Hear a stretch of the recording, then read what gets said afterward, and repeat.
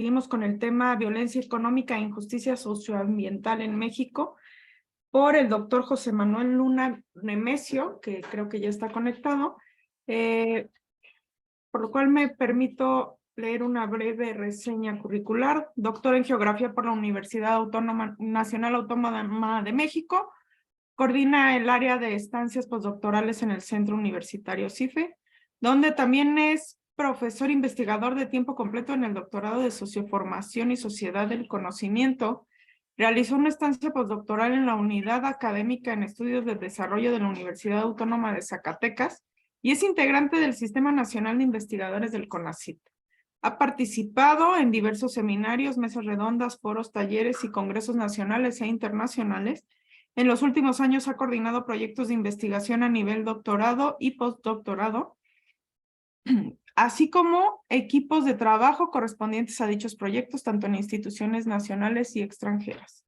Desde el 2018 es director editorial de las revistas científicas Forum International Journal of Social Sciences and Humanities. Miembro fundador de la Red de Difusión y Divulgación de las Investigaciones en Ciencias Sociales y Humanidades y del Panel de Cooperación Universitaria para la Investigación con Incidencia Social. Integra la Red de Investigadores sobre Salud, Ambiente y Desarrollo Comunitario de la Asociación Mexicana de Ambiente y Salud, y su línea de investigación es la crítica de la economía política con énfasis en estudios sobre la devastación ambiental y sistemas socioecológicos en conflicto. Adelante, doctor. Lo escuchamos. Muchas gracias, maestra Gema. Muy buenas tardes, compañeros y compañeras. Espero que se encuentren muy bien. Como bien ya dijeron, el título de la plática que voy a presentarles el día de hoy para dialogar en el marco de estas jornadas sobre bioética, violencia y conflictos internacionales, lleva por título Violencia económica e injusticia socioambiental en México, y el orden de exposición será tomando dos grandes temas. Primero, hablar sobre el contexto histórico en el que se enmarca esta violencia estructural que tiene distintas manifestaciones y que ahora, para el marco de esta presentación, solamente voy a mencionar tres de ellas, que es la violencia económica, la violencia ambiental y también la violencia sanitaria que se ha producido como condición característica de nuestro tiempo.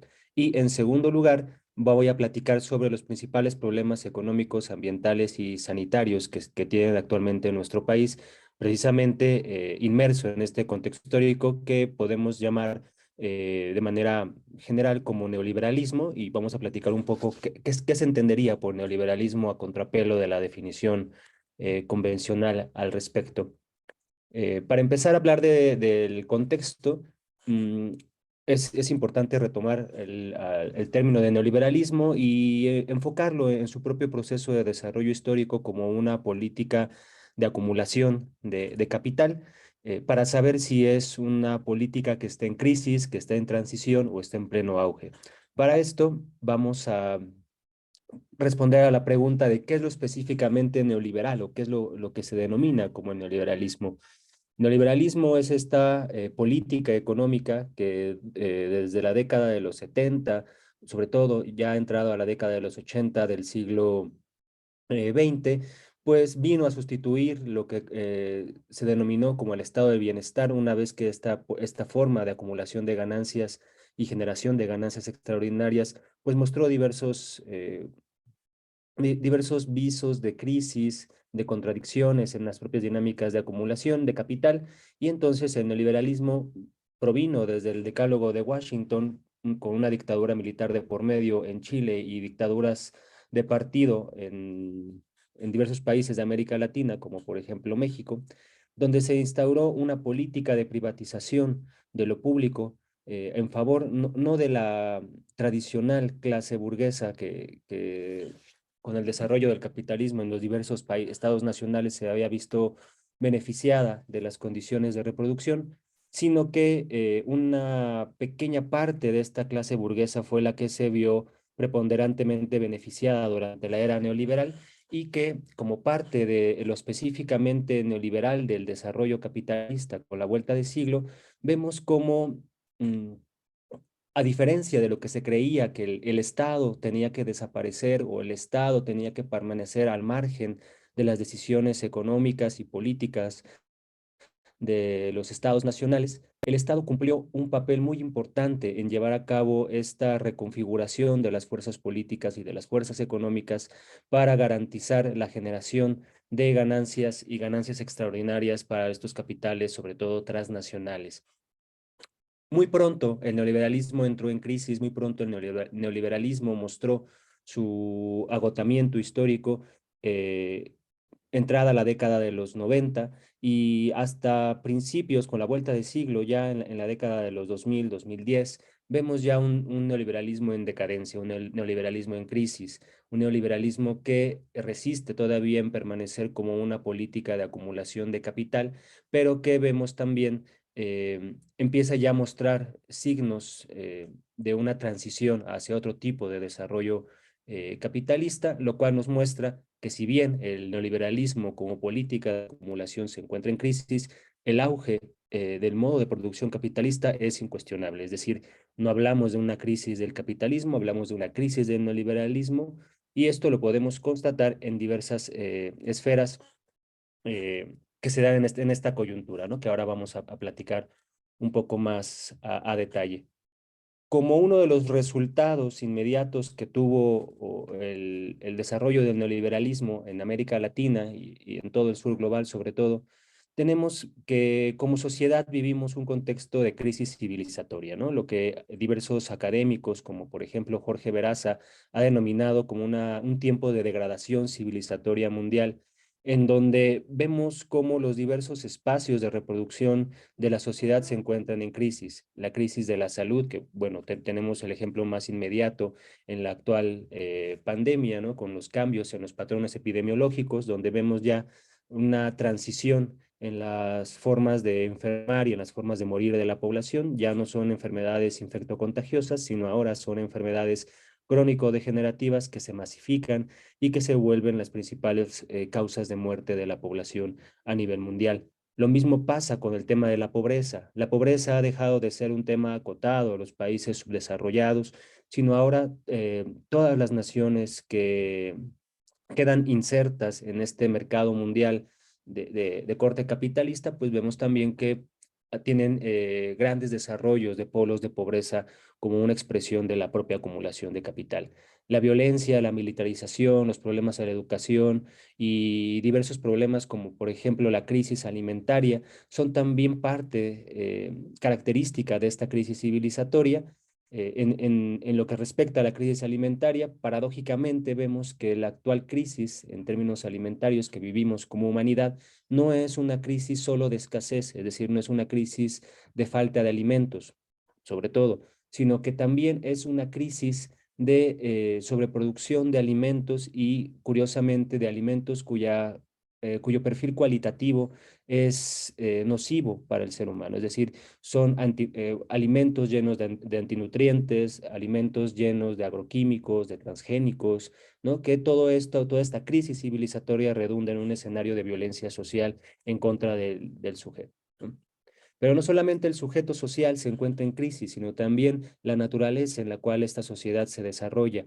Vivimos una novedad histórica en toda la historia ambiental del planeta, en tanto que vivimos una crisis medioambiental que no se puede reducir solamente a cuestiones de la crisis climática, mal llamada cambio climático, mal llamado calentamiento global.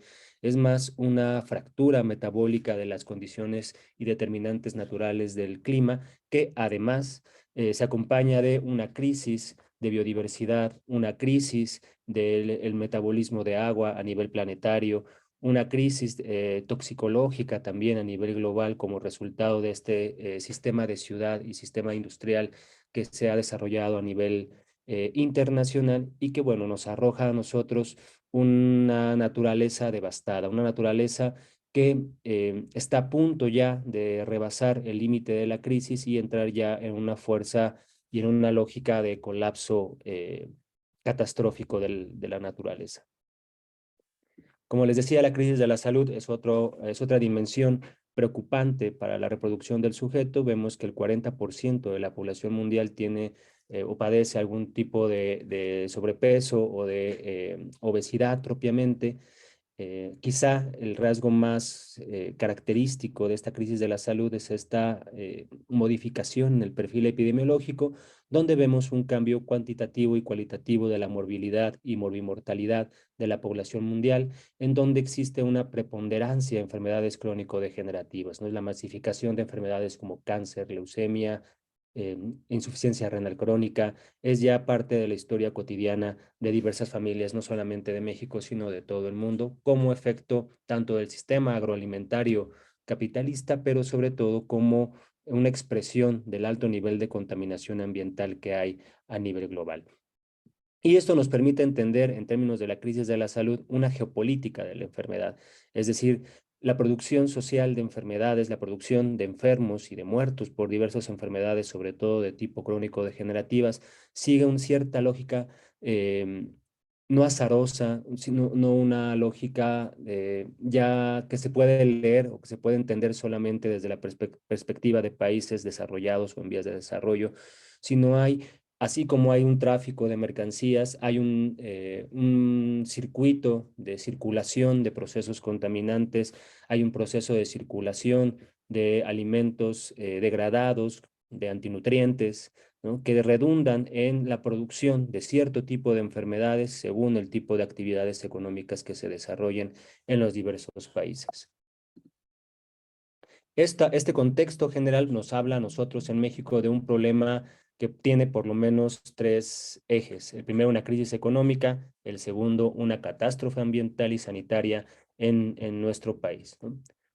Solamente para mencionar algunos elementos de la dimensión económica, de esta violencia económica que ha representado la política de acumulación neoliberal, pues podemos ver cómo, conforme el neoliberalismo avanza y se constituye en nuestro país con los gobiernos de Miguel de la Madrid, Carlos Salinas, Vicente Fox, Ernesto Zedillo, por supuesto, y Felipe Calderón Hinojosa y Enrique Peña Nieto, vemos que se produjo una caída estrepitosa en los salarios reales de la población mexicana, de la fuerza de trabajo mexicana, a tal punto que hasta que antes de que China entrara a la Organización Mundial del Comercio, pues la fuerza de trabajo mexicana era la fuerza de trabajo más barata a nivel global, ¿no?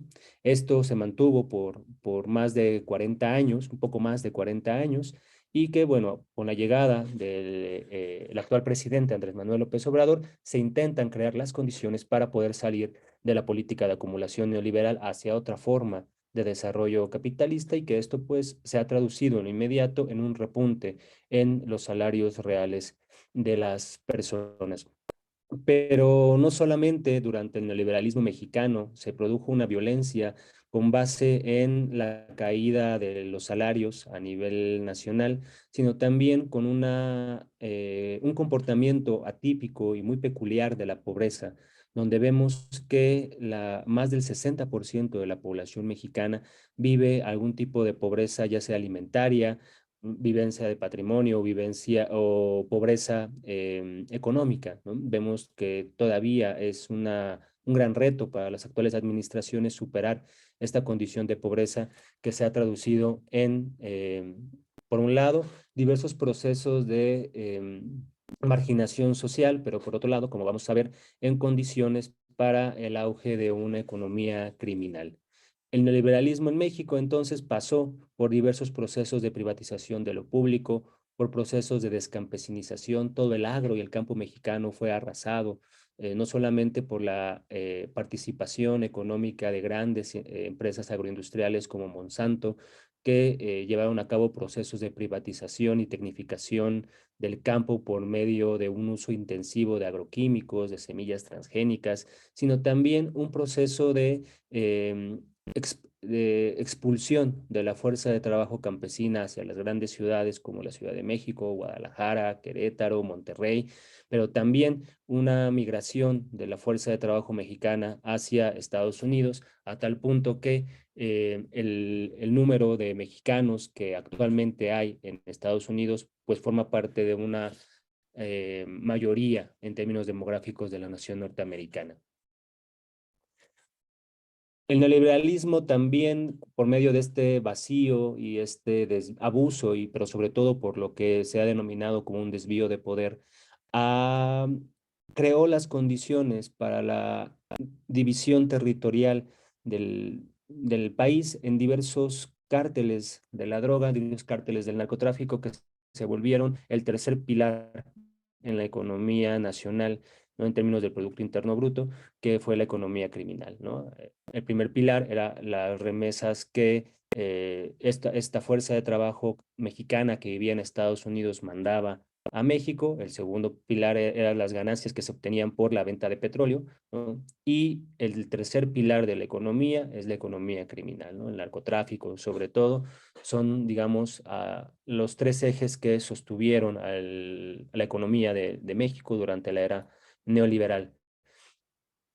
Además de una gran promoción de inversión extranjera directa que terminó por dividir al país en una serie de corredores urbanos e industriales como una expresión de las ventajas comparativas que México daba a estos capitales transnacionales, donde no solamente les ofrecía una fuerza de trabajo barata, sino también les ofrecía una desregulación ambiental o una creación de leyes a modo para que los capitales que llegasen a invertir aquí a nuestro país no tuvieran que pagar ningún tipo de impuesto por la devastación de los recursos hídricos, por la contaminación del aire, por la contaminación del suelo y del subsuelo.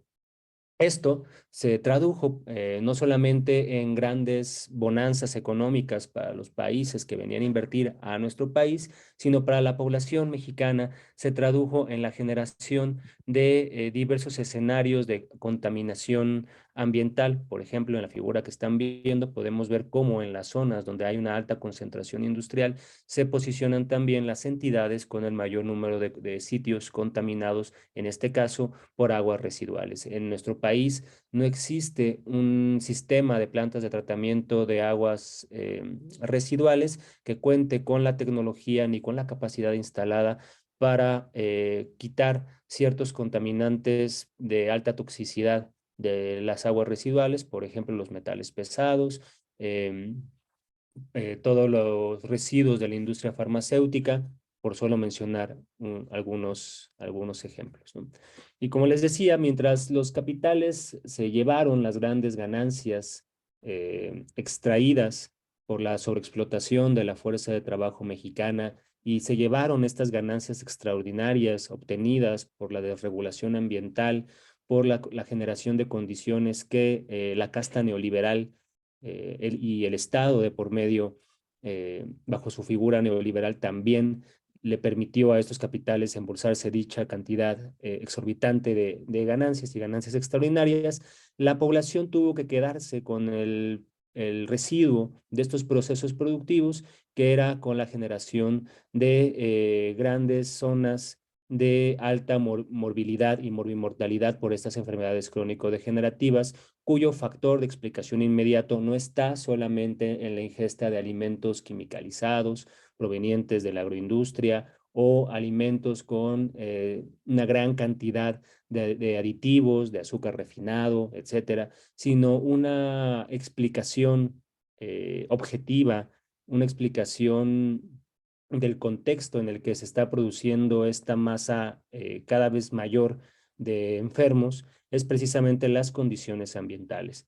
Por eso, a los enfermos de cierto tipo de patologías como la insuficiencia renal crónica, como cáncer, como diabetes, se les ha empezado ya a considerar como enfermos ambientales. Es decir, no son enfermos que tenían alguna predisposición genética, no son enfermos que por azares del destino o por una mala alimentación o malas emociones eh, cayeron bajo un cuadro de diagnóstico de alguna enfermedad crónico-degenerativa, sino que vemos una correlación directa entre la presencia de procesos y agentes contaminantes con la generación de estos enfermos, ¿no? Vemos también cómo en estos estados donde hay un alto desarrollo económico centrado en la industria y la agroindustria, como en la zona centro del país, vemos también que se crean estas zonas de producción de enfermos ambientales. Lo mismo pasa con los enfermos de cáncer. la producción a nivel nacional de enfermos de cáncer va a una velocidad preocupante y alarmante para los propios epidemiólogos, donde se espera que en los próximos 10 años 2 de cada 3 mexicanos tengan algún tipo de cáncer, precisamente por las condiciones ambientales en las cuales se está reproduciendo la población mexicana, ¿no?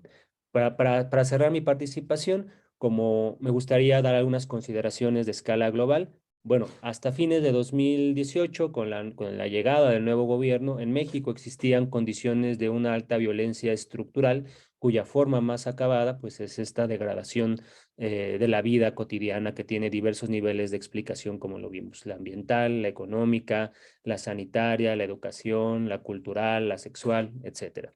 Esto se da en un contexto global de una doble disyuntiva que tiene el capitalismo contemporáneo, por un lado, entre mantener la violencia económica que caracterizó al neoliberalismo, acompañado de una violencia militar por las fuerzas represivas del Estado, con prácticas antidemocráticas de lo que propiamente sería un neofascismo, o optar por un nuevo tipo de relación del Estado frente a la economía, donde la construcción de la soberanía nacional que fue vilipendiada durante el neoliberalismo se reconstruya. Y esto es lo que afortunadamente para los países de América Latina, desde México hasta Argentina, actualmente se vuelve una posibilidad, ¿no? Actualmente el continente latinoamericano parece avanzar hacia una reconstrucción neo-keynesiana de su economía, dejando atrás la larga noche que representó el neoliberalismo, pero no por ello la amenaza del neofascismo deja de estar tocando a nuestras puertas.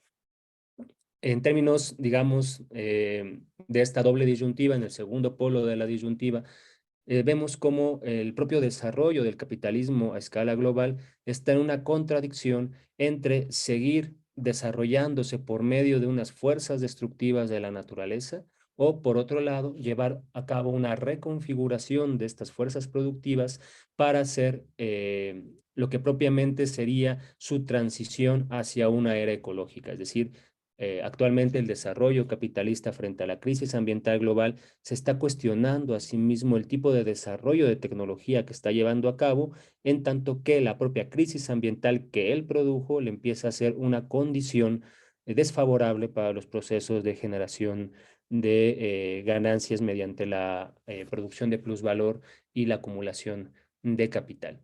Es decir, estamos ante la disyuntiva de una posible era ecológica de capital o una catástrofe ambiental agudizada por la cerrazón del capitalismo contemporáneo de entrar hacia una era propiamente sustentable.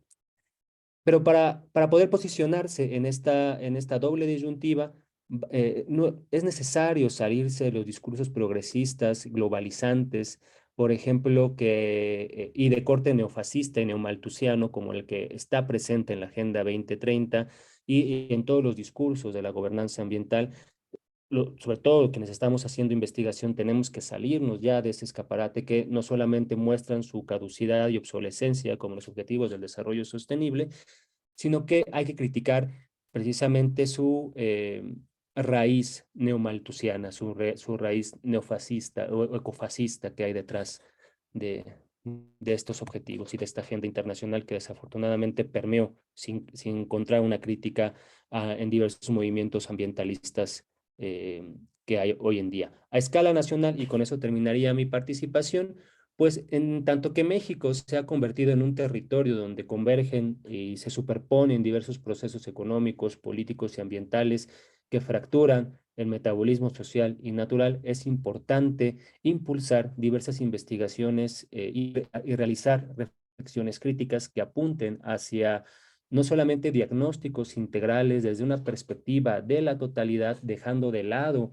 o cambiando la ponderación de lo importante que es realizar estudios de casos, sino empezar a hacer estudios más abarcantes, integrales, transdisciplinarios, pero sobre todo es importante que los científicos sociales, pero en general toda la academia, salga de los espacios de la universidad, salga de los centros de investigación, de los cubículos, de los laboratorios y que se acerque hacia las comunidades para caminar con ellas en definir una agenda de investigación para realizar incidencia social y por lo tanto, y desde allí, realizar una atención a los diversos problemas de contexto que estas comunidades tienen, ¿no? Pero todo esto solamente es posible si nosotros nos damos a la tarea de reconstruir el pensamiento crítico que también fue devastado por la propia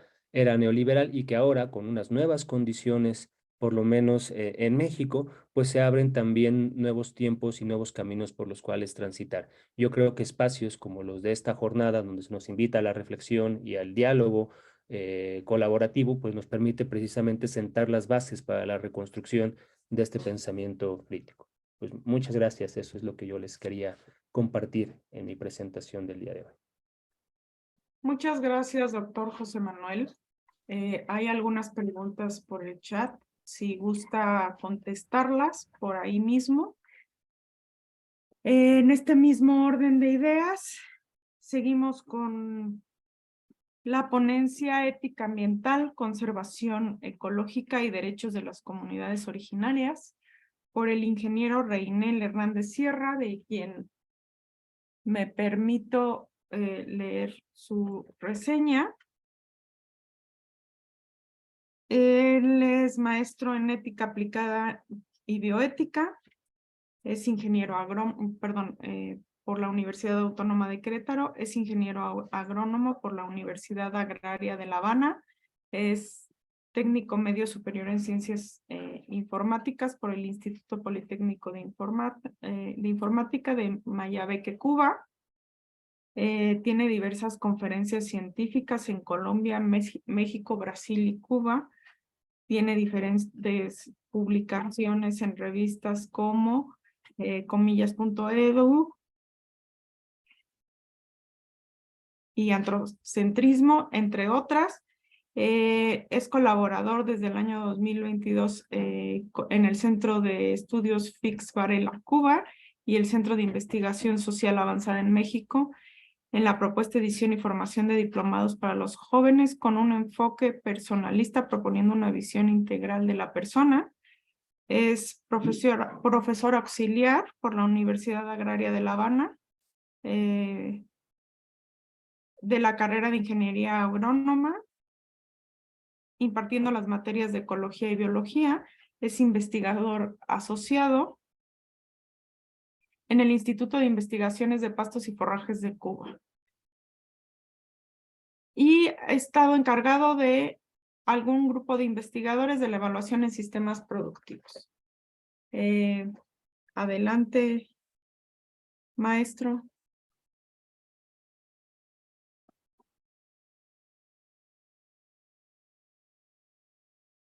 Fíjese, doctor, que...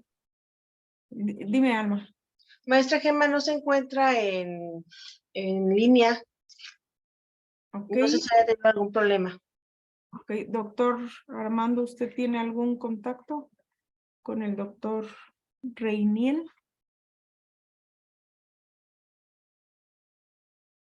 Vamos a darle unos minutitos para ver si lo podemos contactar. Les pido paciencia.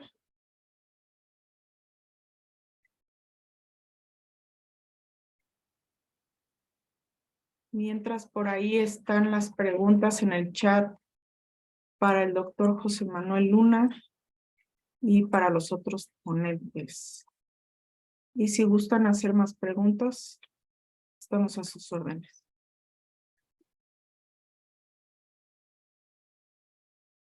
Doctor Armando, ¿no tienen ninguna noticia? Tiene su micrófono apagado.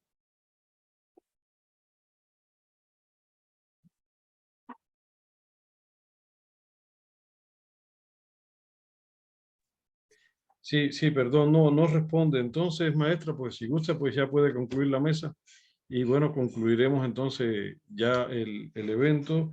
No sé si también estará por ahí el maestro Emilio, que me dijo que sobre las 2:30, pues bueno, se tenía que retirar. Y bueno, ya si no, entonces usted y nosotros concluimos el evento. Así que Entonces, por favor, ya si gusta, pues puede concluir la mesa. Muy bien, bueno, pues es así como le damos fin a la mesa de bioética, violencia y conflictos internacionales. En lo particular agradezco mucho la invitación a moderar esta mesa. Me parecieron sumamente de sumo interés las ponencias aquí presentadas. Les agradezco mucho a los ponentes su participación. Si alguien quisiera hacer el uso de la voz ya para finalizar la ponencia, estamos a sus órdenes. ¿No?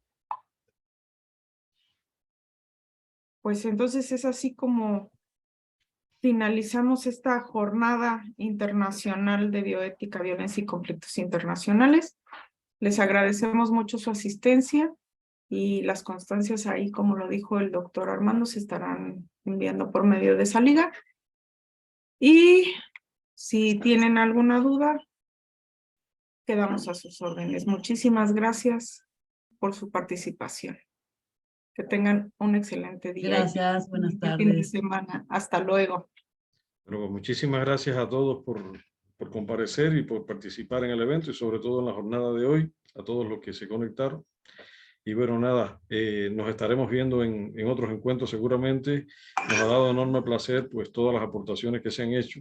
Se va a publicar un libro, no sé si lo dijimos en algún momento, ya para el mes de enero pues ya se debe estar conformando y bueno, ya podrán pues seguir estos temas cuando se publique el libro y bueno, ya saben también los ponentes que están pues invitados a participar. Nos dará mucho gusto que también puedan participar en este proyecto que está estrechamente relacionado con el evento. Muchas gracias. Entonces, Muchas gracias. Hasta luego.